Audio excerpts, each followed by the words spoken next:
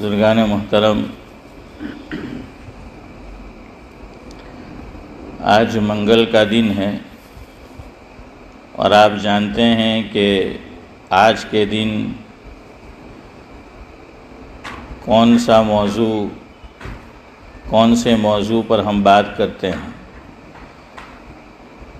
2 ہفتے درمیان میں گیپ رہا تو مجھے کامل یقین ہے کہ وہ بھی آپ بھول گئے ہوں گے، ہے نا؟ ہاں بھی کہہ رہے ہیں۔ اچھا ہے، صحیح بولنا چاہیے، میں نے کہا غلط بولو۔ مجھے پتہ ہے نا، حضرت مولانا یعقوب صاحب نانوتوی علیہ الرحمہ دارالعلوم دیوبند کے سب سے اول اشرف بھائی صدر مدرس ہوئے ہیں۔ حضرت تھانوی رحمۃ اللہ علیہ کے محبوب استاد میں سے۔ حضرت سے کوئی کہتا تھا کہ حضرت طلباء کا امتحان لینا چاہیے۔ حضرت فرماتے تھے کہ کیا امتحان لے، سال بھر تو ہم انہیں پڑھاتے ہیں، ہمیں معلوم ہے کہ بچھڑے کے منہ میں کتنے دانت ہیں۔ کیا فرمایا شیخ زمن کہ بچھڑے کے منہ میں کتنے دانت ہوں ہمیں معلوم ہے، تو مجھے بھی معلوم ہی تھا کہ آپ کتنا یاد کرتے ہیں۔ اللہ تعالیٰ نے 2 کان دیے ہی اس لیے کہ ایک سے میں بولوں تو سننے کا اور دوسرے سے نکال دینے کا، اسی لیے تو 2 کان دیے۔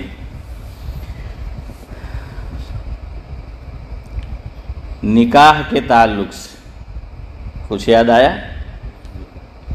ہاں، تو نکاح کے تعلق سے کچھ باتیں آپ کے گوش گزار کرنی ہیں۔ بات یہاں سے شروع کرتے ہیں۔ زندگی کا یہ جو سفر ہوتا ہے، زندگی کا یہ جو سفر ہوتا ہے، چاہیے اس کے لیے ایک ہم سفر ہوتا ہے۔ زندگی کا جو یہ سفر ہوتا ہے، چاہیے اس کے لیے ایک ہم سفر ہوتا ہے۔ ہو دونوں آپس میں مزاج شناس، ہو دونوں آپس میں مزاج شناس، تو بڑا خوبصورت یہ سفر ہوتا ہے۔ مزاج شناس جانتے ہو کیا معنی؟ یعنی دونوں ایک دوسرے کے نیچر سے واقف ہو، کیا چیز اچھی لگتی ہے، کیا چیز اچھی نہیں لگتی، دونوں کو معلوم ہونا چاہیے۔ بیوی کو یہ معلوم ہو کہ ہسبینڈ کو کیا چیز اچھی لگتی ہے، کیا نہیں اچھی لگتی۔ ہسبینڈ کو یہ معلوم ہونا چاہیے کہ کیا چیز اسے اچھی لگتی ہے، کیا چیز اچھی نہیں لگتی۔ یہ مزاج شناسی بڑی ضروری چیز ہے۔ تو یہ مزاج شناسی نہیں ہوتی تو پھر یہ رشتہ باقی نہیں رہتا۔ اور اللہ کے نبی صلی اللہ علیہ وسلم کی سیرت سے بھی ہمیں یہ بات پتہ چلتی ہے۔ سیرت مبارکہ مجھے اور آپ کو یوسف بھائی پوری پڑھنی چاہیے، اللہ توفیق دے، از اول تا آخر۔ لیکن ہم خود بھی اور اپنی اولاد کو بھی یہ تعلیم دے، یہ کہے کہ ازدواجی زندگی کی شروعات کرے تو اس سے پہلے حضور اکرم صلی اللہ علیہ وسلم کی زندگی کا یہ چیپٹر کہ آقا نے اپنی بیویوں کے ساتھ، ہماری ماؤں کے ساتھ گھریلو زندگی یہ کیسی گزاری، اگر میں اور آپ اس کو دھیان سے اور سمجھ کر پڑھیں گے، انشاءاللہ العزیز یہ چیز زندگی میں بہت کام دے گی۔ میں اور آپ اپنی اولاد کی یا اپنی جو ماتحت ہو اس کی شادی کرنا ہو تو فاروق بھائی ہر چیز پہلے سے کیا کرتے ہیں؟ تیاری کرتے ہیں۔ کہاں نکاح پڑھائیں گے، کون نکاح پڑھائے گا، کون سے وقت میں پڑھائیں گے، کھانا کیا کھلایا جائے گا، لذیذ ہوگا کہ میزبان ہوگا، کہ پھر لیبریج روڈ پہ جو ایک ہاں تو وہ جو ہے وہاں آپ کو کھلانا ہے، پتہ نہیں سب مینیج ہوتا ہے، ہال کہاں ہوگا. تو بھائی وہیں اپنی اولاد کو یہ بھی سکھاؤ اور یہ بھی بتاؤ کہ زندگی کا ایک نیا چیپٹر جسے ازدواجی زندگی کہتے ہیں، گھریلو زندگی کہتے ہیں، وہ شروع ہو رہا ہے. تو تم آقا کی زندگی کا یہ چیپٹر بھی پڑھو اور سارے مسائل اس سے کہو کہ پڑھے، طلاق کے مسائل بھی. یعنی آپ تعجب کریں گے، ایک صاحب میں لیسٹر سے ایک نکاح پڑھا کر آ رہا تھا، کئی سال پہلے کی بات ہے. لڑکا یہیں کا تھا، لندن کا، لڑکی لیسٹر کی تھی. تو وہ پھر یہاں آنا تھا، ان کی طلاق ہو گئی تھی اور بڑے بڑے بچے تھے. تو وہ مجھ سے کہنے لگے کہ میں الگ نہیں ہونا چاہتا تھا، بیوی کو طلاق دینا نہیں چاہتا تھا، بس غصے میں آ گیا اور طلاق دے دی، اور مجھے معلوم ہی نہیں تھا کہ کس طرح طلاق دینا ہے. تو انہوں نے جتنی ریوالور میں گولی ہوتی ہے ساری ایک ساتھ فائر کر دی. یعنی بڑے بڑے بچے ہو گئے اس کے. اس سے آپ اندازہ لگاؤ کہ ہمیں معلوم ہی نہیں ہے. جیسے اسلام نے ایک نکاح کا طریقہ رکھا ہے، اسی طرح چودھری صاحب طلاق کا بھی طریقہ رکھا ہے. بالکل کب دینا ہے طلاق، کیسے دینا ہے، کس طرح دینا ہے، کیا کرنا ہے، یہ ساری چیزیں بتائی ہے. لیکن افسوس کہ معلوم ہی نہیں ہوتا. پھر طلاق جب بول دیتے ہیں ایک ساتھ سب، پھر آتے ہیں امام صاحب کے پاس، مولوی صاحب کے پاس کہ اب کچھ کرو. اب کیا ہوت جب چڑیا چگ گئی کھیت. تو ایسا جو ہے وہ معاملہ ہوتا ہے. اب ہمارے لیے بھی یہ مرحلہ بڑا مشکل ہے. عارف بھائی، نکاح کی مجلس ہو اور امام صاحب اگر طلاق پہ بیان کرے تو لوگ کہیں گے اللہ انو کہ کہیں گے سے کیوں ہیں آٹلی خوشینو موقع એમ કે નઝીરભાઈ ને વાત ટોપિક ખાનો લીધો તો કે طلاقનો ટોપિક લીધો. اب کیا کرے؟ تو اس مجلس میں بھی نہیں بول سکتے. اگر عید کا بیان ہو، بقرعید کا بیان ہو، اس میں یہ ٹاپک چھیڑو تو بھی لوگ کہیں گے کہ آج આટલો ખુશીનો દિવસ ને મોલસાબ ને હું હુઈ જો એમ કે એવું લાગે કે મોલસાબ પોતે જ ઘરવાળી સાથે લડને આવેલા હોય આજે. ہیں حنیف بھائی؟ تو یہ چیز جو ہے وہ ہے. اس لیے آقا کی سیرت پڑھیں گے. دیکھیں آقا کتنے مزاج شناس، اس پہ میں سنا رہا ہوں. یہ بہت اہم چیز ہے، اہم بات ہے اس کو سمجھنا کہ دونوں کو ایک دوسرے کے مزاج کا نورانی بھائی پتہ ہونا چاہیے. اور صرف پتہ نہ ہو بلکہ جب پتہ ہو تو اس کے بعد اس پہ عمل بھی کرے. ورنہ اب تو الٹی گنگا بہتی ہے. بعض مرتبہ تو ધણીને ખબર હોય કે બૈરી આનાથી વધારે ચીડવાય તો જ્યાં જઈને તે જ કામ કરે ને બૈરીને ખબર હોય કે ધણી આનાથી ચીડવાય તો તે જાણે જઈને તે જ કરે. આપણે તો ઊંધી ગાલી ચાલે તો હાલાંકि ہونا یہ چاہیے کہ وہ کام نہ کرے اور وہ کام کرے جو پسند ہو. یہ جن کی شادیاں ہو چکی ہے انہیں بھی کام دے گی یہ بات، اور جن کی ہونے والی ہیں ان کو بھی کام دے گی. مزاج شناسی بہت ضروری ہے، ورنہ اس کے بغیر زندگی کی گاڑی صحیح پٹری پہ نہیں چلتی. اور میں نے کہا نا آقا کی سیرت کا یہ چیپٹر پڑھو. جیسے ہمیں کار ڈرائیونگ سیکھنی ہے، کار چلانا ہے، تو اس ملک میں آپ کو پتہ ہے پہلے کیا دینا پڑتا ہے؟ تھیوری ٹیسٹ دینی پڑتی ہے نا، اور اس کے بعد پھر جو اصل چیز ہے. تو نکاح میں بھی پہلے پڑھو یہ تھیوری بک، وہ بک ہی پڑھنی ہے. کار ٹیسٹ دینا ہے تھیوری میں آپ کو، تو یہاں بھی بک میں پڑھو حضور اکرم صلی اللہ علیہ وسلم کی سیرت کا یہ چیپٹر کہ آقا نے اپنی ازواج کے ساتھ، اپنی بیویوں کے ساتھ زندگی کو کیسے گزارا.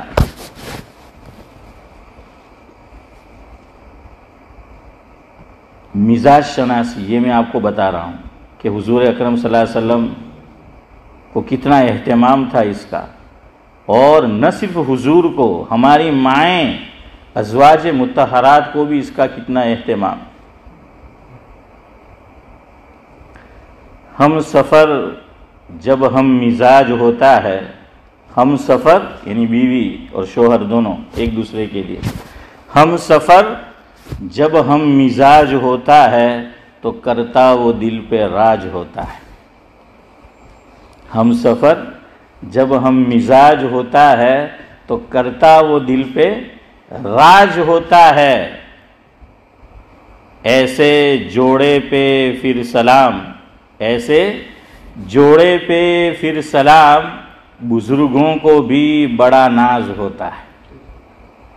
ہاں، اب مزاج شناسی دیکھیے، صحیح روایت مفہوم ہے۔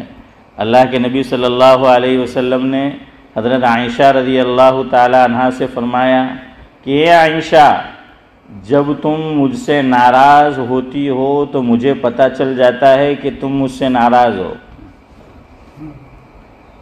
ને આપણી હાલત ફારૂકભાઈ આપણને ખબર હો પડે નારાજ છે તો કે તું ખુશ હોય કે ડારે ચાલો ઉલટી જ ગંગા ચાલે આપણે જતો હે આપણને તો નજીરભાઈ ખબર હો પડે તો મુસીબત તે બૈરી બિચારી વિચાર કરે કે ચાલ મને આજે કંઈ મનાવે આવીને રહ્યા કે એ છે તો કે તારા મોઢા પર તો તારો તો ફૂગો કાયમ જ ફૂલેલો હોય, કાયમ જ મોઢા પર 12 વાગેલા હોય ને એવું લાગે 2-4 દાડાની ખાટી કઢી પીને બેઠલી છે આજે। હે तो अपना तो वैसा उल्टा मामला होता है। और यहाँ हुजूर देखिए, अल्लाह अकबर है, इमामुल अंबिया है, सईदुल अंबिया है, सईदुल बशर है शबीर चचा, लेकिन क्या फरमा रहे हैं, या आयशा जब तुम मुझसे नाराज़ होती हो मुझे पता चल जाता है। हज़रत आयशा रज़ी अल्लाह ताला अन्हा ने पूछा अशफाक भाई कि कैसे पता चलता है आपको हुजूर कि मैं आपसे नाराज़ हूँ? फरमाया आयशा जब तुम खुश होती हो तो यूं कहती हो रब्बे मोहम्मद की कसम। क्या कहती हो?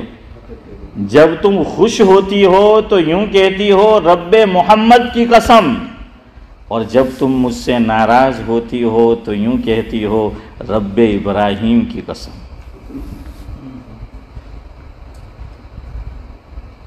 यहां रुक कर एक बात समझो, अल्लाह ताला अगर चाहता कभी भी ऐसा मरहला पेश ही ना आता कि हुजूर की बीवियां, हमारी माएँ हुजूर से रूठती, नाराज़ होती, ऐसा होता ही नहीं, अल्लाह चाहते थे। लेकिन चूँकि लक़द कान लकुम फ़ी रसूलिल्लाहि उस्वतुन हसना, हर चीज़ अल्लाह के नबी सल्लल्लाहु अलैहि वसल्लम जो मुबारक दीन लेकर आए, और बड़ा अच्छा जुमला है अल्लामा शब्बीर अहमद उस्मानी नव्वरल्लाहु मरक़दहू का, जिन्होंने सबसे पहले जब ममलिकत पाकिस्तान वजूद में आया, अभी कल ही 14 तारीख थी ना, तो उस वक्त जो परचम कुशाई हुई और मोहम्मद अली जिन्ना मरहूम भी मौजूद थे, तो जिनके हाथ पर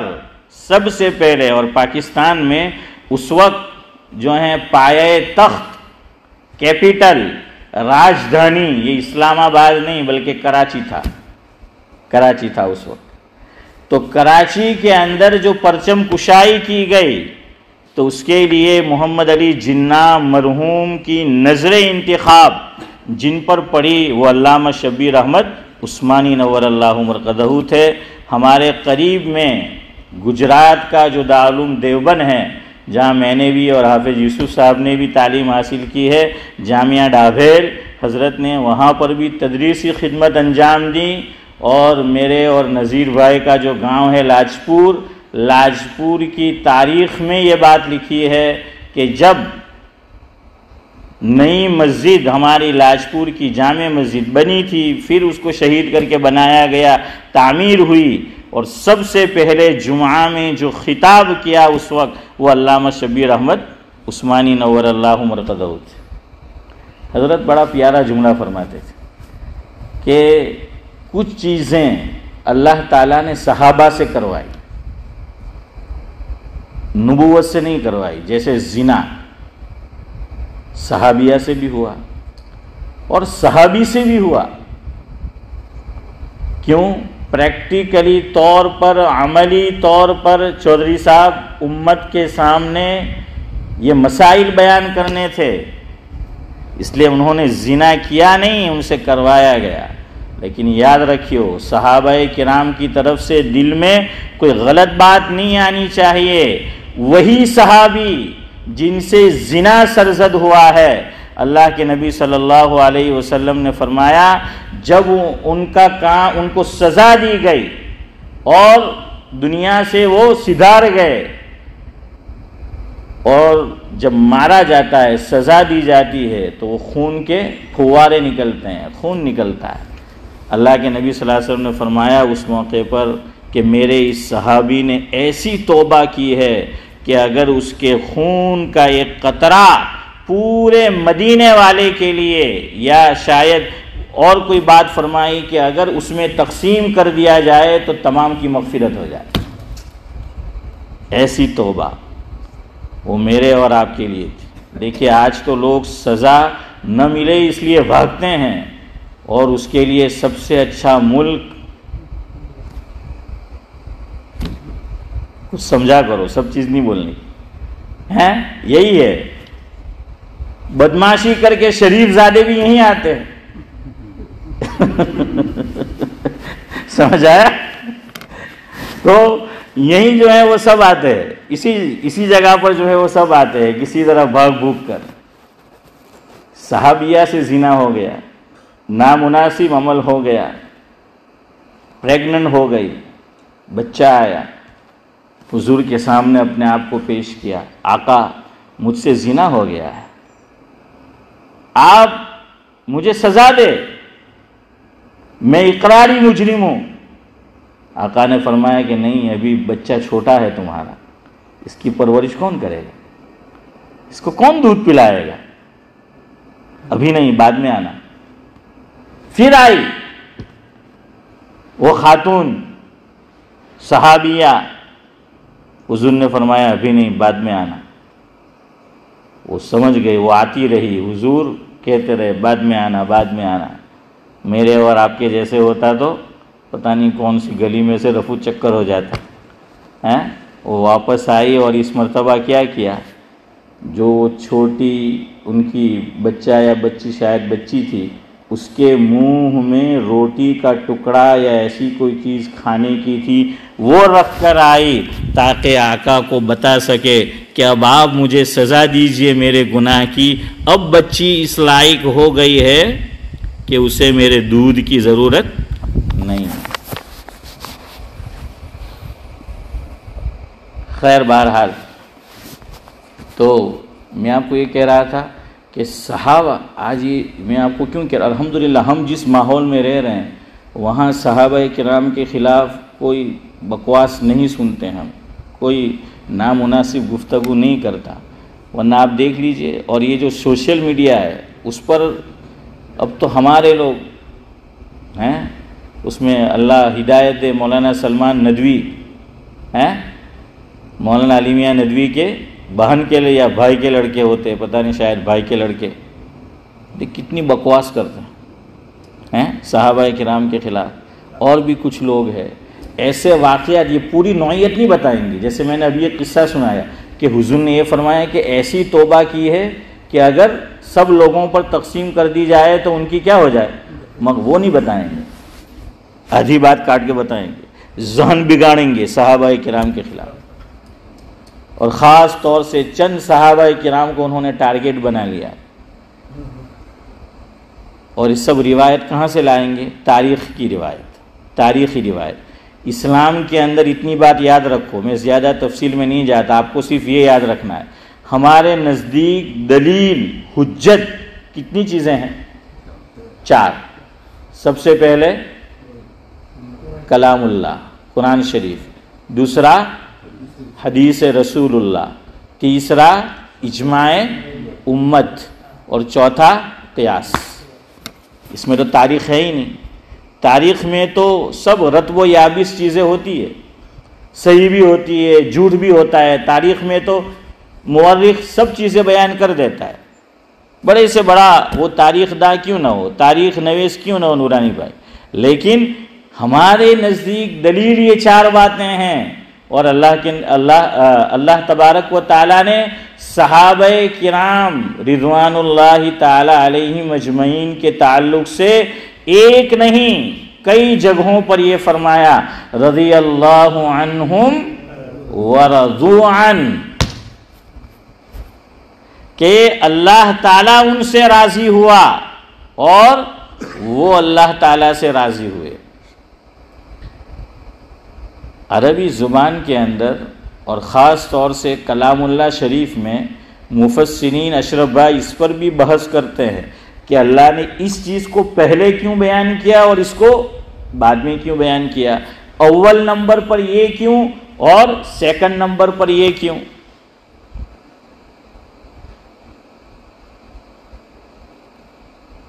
یہاں اللہ کیا فرما رہے ہیں؟ رضی اللہ عنہم ورضوا عنہ، اول مقدم اس کو کیا ہے کہ اللہ ان سے راضی ہو۔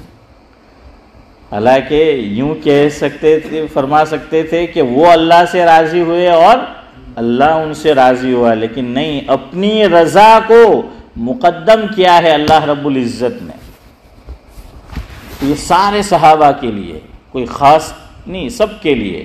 اور اللہ تبارک و تعالیٰ کی رضا اگر نصیب ہو جائے، قرآن ایک اور مقام پر کہتا ہے وَرِضْوَانٌ مِّنَ اللَّهِ أَكْبَرُ ذَلِكَ هُوَ الْفَوْزُ الْعَظِيمُ، کہ اللہ تبارک و تعالیٰ کی رضا یہ سب سے بڑی چیز ہے، یہ بڑی کامیابی ہے۔ وَرِضْوَان، اس پہ تنوین آئی ہے، تنوین۔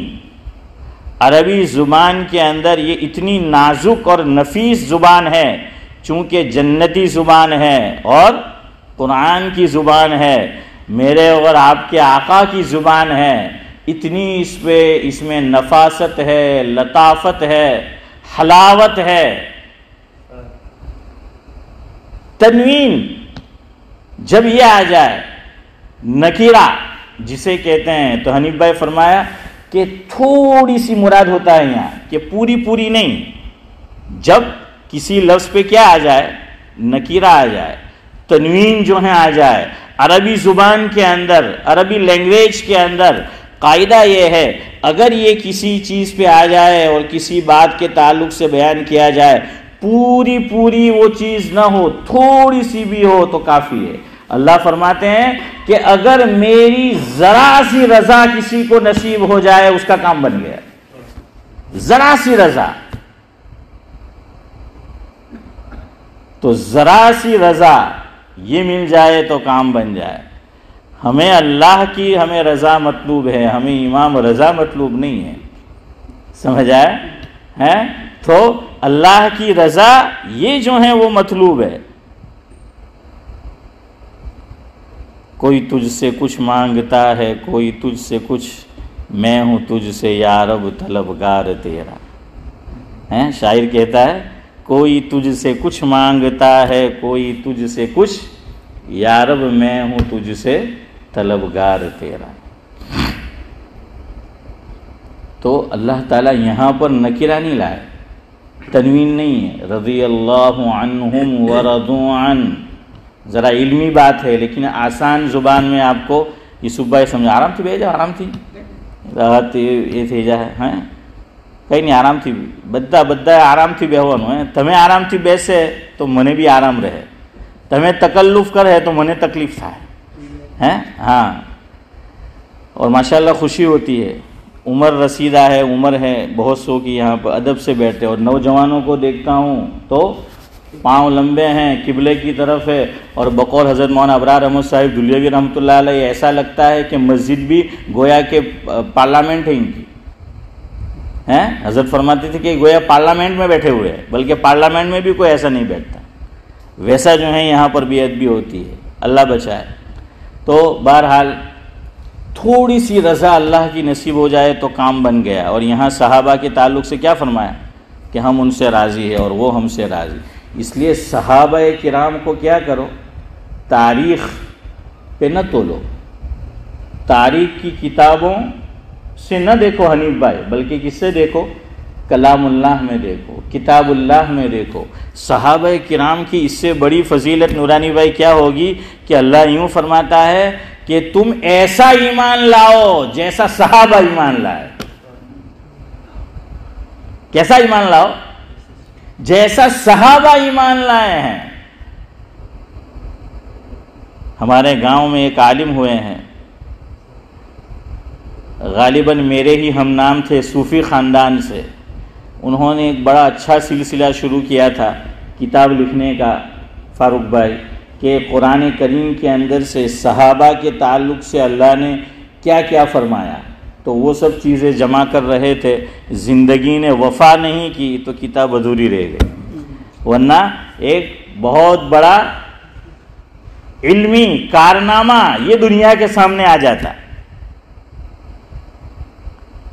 تو صحابہ کا ایمان دیکھیے، اللہ یہ فرما رہے ہیں کہ ایسا ایمان لاؤ جیسا صحابہ ایمان لائے ہیں۔ اسی لیے حضرت جی مولانا یوسف صاحب رحمۃ اللہ علیہ نے کتاب ترجمہ کیا حیات الصحابہ، صحابہ کی زندگی، فرمایا اسے پڑھو، چونکہ دعوت و تبلیغ کے اندر ایمان کو بنانا ہے، ایمان کو مضبوط کرنا ہے۔ اس لیے ایک جملہ آپ نے بارہا دعوت و تبلیغ کے اکابر سے سنا ہوگا کہ اس کام سے یہ چاہا جاتا ہے کہ اللہ تعالیٰ پر کامل اور پختہ یقین آ جائے، یقین ہو جائے۔ اسی کا نام ایمان ہے، اسی کا نام جو ہے وہ ایمان ہے۔ جتنا ایمان پختہ ہوگا، جتنا ایمان کامل ہوگا، جتنا ایمان مضبوط ہوگا، اتنا ہی یقین مضبوط ہوگا۔ تو اسی لیے حیات الصحابہ جو ہیں وہ لکھی ہے، لیکن افسوس یہ دعوت و تبلیغ کے بہت کم ساتھی پڑھتے ہیں، چونکہ زخامت دیکھتے ہیں سوچتے ہیں یار کیا پڑھ رہے ہیں، حالانکہ بڑی اچھی کتاب ہے، پڑھنے جیسی جو ہے وہ کیا۔ اور صرف یہ دعوت و تبلیغ کے لیے نہیں ہے، احباب کے لیے، سبھی مسلمان کے لیے پڑھنے جیسی کتاب ہے، چونکہ اللہ کو ویسا ایمان مطلوب ہے۔ قرآن کہہ رہا ہے کہ جیسا ایمان کس کا؟ صحابہ کا۔ اب یہ سوشل میڈیا پر کس کو نشانہ بنایا جا رہا ہے؟ بات ویسے ہی آئی تو میں آپ کو کہہ دوں، یہ نشانہ بناتے ہیں جنگ جمل اور جنگ صفین کو اور میدان کربلا کو۔ اور آپ صلی اللہ علیہ وسلم کی انتقال سے پہلے حضور نے فرمایا کہ لاؤ قلم اور دوات جو ہیں اور کاغذ لے کر آؤ، مجھے کچھ لکھوانا ہے۔ اور یہ کہ صدیق اکبر رضی اللہ تعالیٰ عنہ جب امیر المومنین بنے، حضرت فاطمہ رضی اللہ تعالیٰ عنہ ان کے پاس میراث مانگنے آئی تو صدیق اکبر نے منع کیا، نہیں دی۔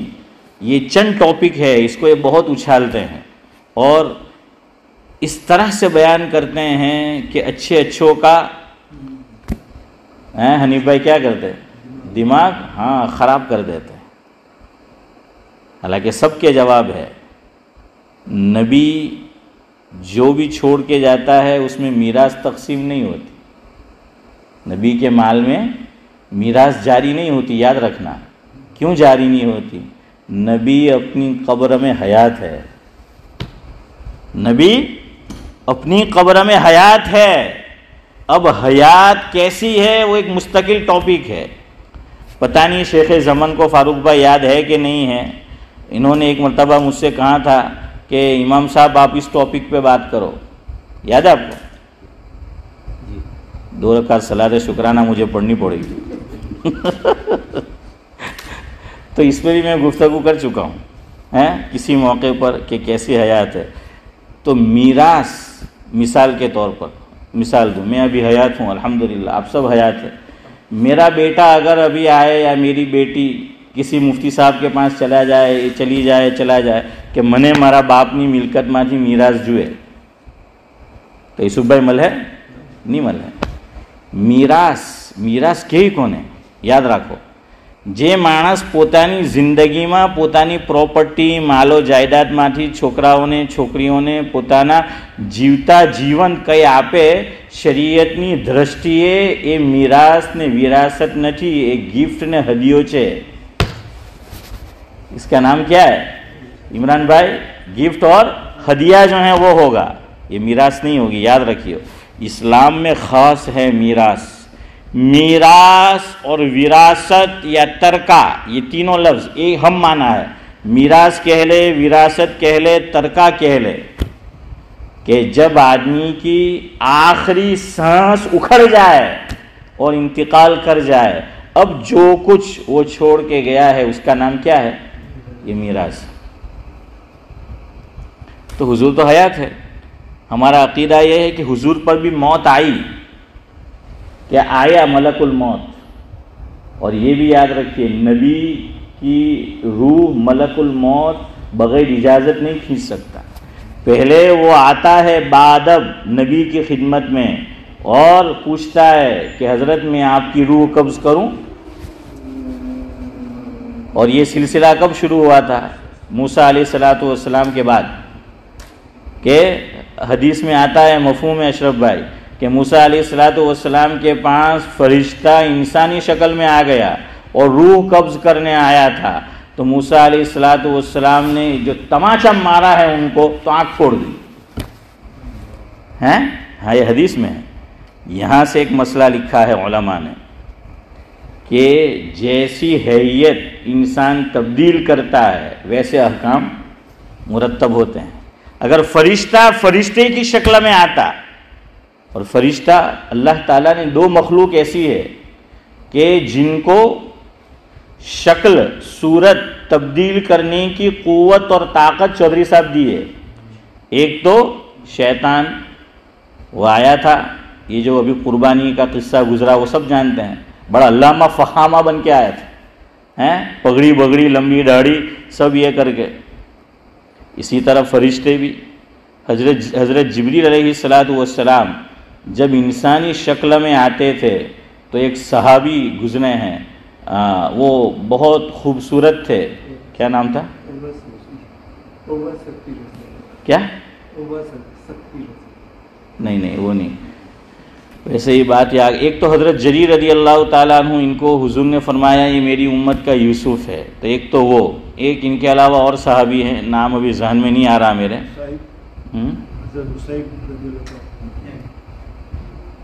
وہ کچھ اچھا سا نام ہے، حنزلہ سے ملتا جلتا نام ہے، اسی وزن پہ کچھ ہے، خیر ہیں جی، چلے خیر، آپ نے سنا ہے، وہ ویسے ہی مجھے یاد آ گئی بات۔ تو وہ انسانی شکل میں آتے تھے۔ وہ جو حدیث جبریل ہے، حضرت عمر رضی اللہ تعالیٰ عنہ روایت بیان کرتے ہیں کہ فَأَسْنَدَ رُكْبَتَيْهِ إِلَىٰ رُكْبَتَيْهِ، کہ وہ مل کر وہ انسانی شکل میں جو ہے وہ آئے تھے، وہ انسانی شکل میں وہ آئے تھے۔ تو اللہ تعالیٰ نے یہ قوت دی ہے فرشتوں کو بھی اور شیطان کو بھی کہ وہ حیت اور شکل یہ تبدیل کر سکتے ہیں۔ یہاں آپ کو ایک بات سمجھانی ہے، بات درمیان میں آ گئی، تو اللہ بچائے ہماری کسی کی اولاد ایسی نہ ہو۔ وقت ہو گیا ہے، انشاءاللہ 55 تک ختم کریں گے، ہیں؟ ہاں تو بھائی آپ فاروق بھائی بتا دیں، آپ میں سے کوئی کل 5 منٹ کچھ زیادہ ہو گئے تھے، سمجھ آیا نا؟ تو 55 پہ ہم اپنا بچپن ختم کرتے ہیں۔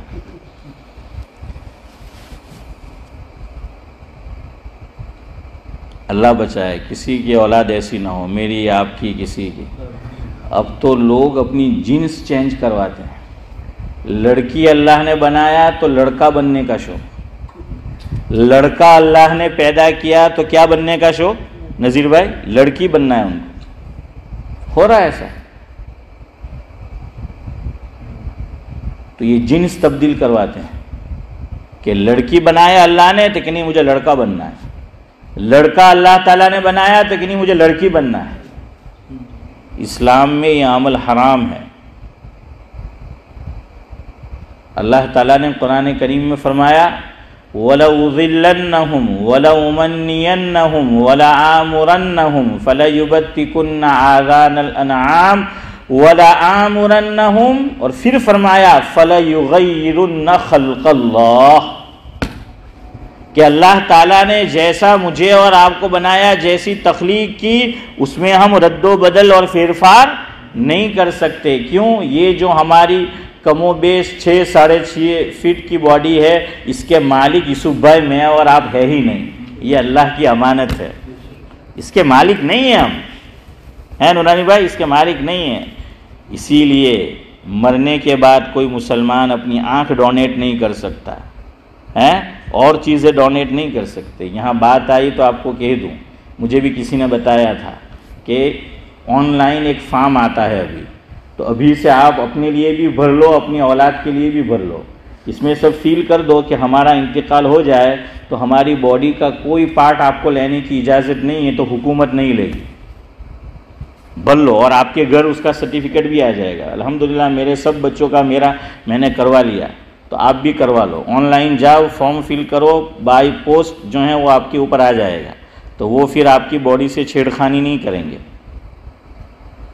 تو یہ ہم نہیں دے سکتے، حالانکہ اب تو آدمی مر چکا ہے، لاش ہے، لاش ہی ہے سعد اللہ صاحب، کوئی چیز نہیں ہے۔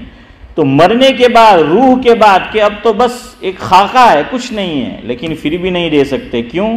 اس باڈی کے ہم مالک ہیں ہی نہیں، امانت ہے۔ اسلام میں آتم ہتیا، خودکشی، سوسائڈ یہ منع ہے۔ کیوں منع ہے؟ کیونکہ ہم اس کے مالک ہی نہیں ہیں۔ میں سوسائڈ کر لوں، آتم ہتیا کر لوں، خودکشی کر لوں، یہ گناہ نہیں ہونا چاہیے۔ کب؟ اگر میں مالک ہوتا تو گناہ نہ ہوتا، لیکن یہ گناہ ہے، اور بڑا سخت گناہ ہے سوسائڈ کرنا۔ کیوں؟ میں مالک نہیں، سمجھ آیا؟ ہم اس کے مالک نہیں ہیں، اس لیے لڑکی لڑکا نہیں بن سکتا، لڑکا لڑکی نہیں بن سکتی۔ لیکن مان لو اللہ نہ کرے، اللہ نہ کرے، اب بھی وہ مومن تو رہے گا، ایمان سے نہیں نکلے گا، لیکن لڑکا لڑکی بن گئی، لڑکی لڑکا بن گیا۔ اب اگر اس کے والدین میں سے کوئی دنیا سے چلے گئے، اس کو جو میراث ملے گی تو کیسی ملے گی؟ لڑکے میں سے لڑکی بنی ہے تو سنگل، اور لڑکی میں سے لڑکا بنا ہے تو ڈبل، لیکن ایسا کرنا نہیں ہے۔ کیوں؟ اللہ اکبر، اللہ جزائے خیر دے علماء کرام کو۔ حضرت موسیٰ علیہ السلام کے اس قصے سے یہ مسئلہ حل کر دیا کہ فرشتہ انسانی شکل میں آیا، اس کو وہ رسید کی تو آنکھ جو ہے وہ پھوٹ گئی، اور وہی جو ہے وہ مرتب ہوا۔ خیر آج کی گفتگو ہماری غیر مرتب تھی، تو جو کچھ کہا سنا گیا، اللہ تبارک و تعالی اس پہ ہمیں عمل کی جو ہے وہ توفیق نصیب فرمائے۔ سبحان اللہ و بحمدہ، سبحانک اللہم و بحمدک، نشہد ان لا الہ الا انت۔